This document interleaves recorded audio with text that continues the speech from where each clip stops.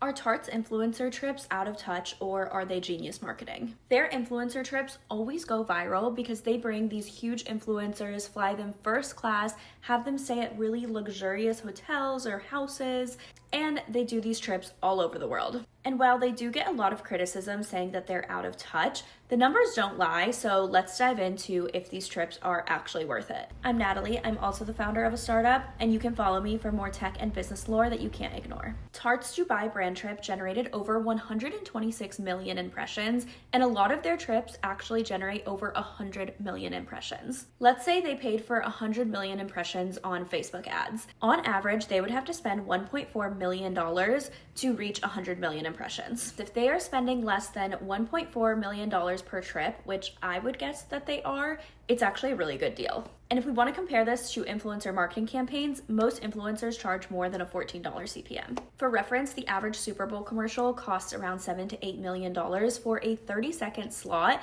and that's bringing it to about a $58 CPM. Maureen Kelly has even said that they started these trips because they couldn't afford traditional marketing. And to this day, they don't do traditional influencer marketing, and they also don't do traditional marketing like paying for a Super Bowl commercial. And the value of these trips is way more than just the impressions. It's also the long-term ROI because they're actually building relationships with these influencers. They don't disclose if these trips lead to a huge spike in sales during the trips. But like I said, they're not looking at short-term ROI, they're looking at long-term ROI. So brand awareness, UGC content, relationships with these people that actually influence their customers. And that is just not something a PR box can do or a paid Instagram post. They're even talking about making these Tarte trips into reality shows because good or bad, it gets talked about. And while we have seen other brands take customers on brand trips, for Tarte, the numbers don't really compare when they've done that. Tarte has taken customers on brand trips, and on average, their views are between 20 to 60,000 on their TikTok. Compared to when they did their latest creator trip, the views were around 70,000 to a million views per TikTok. There are brands that do a really good job at customer brand trips, so if you want me to break down those numbers, then let me know.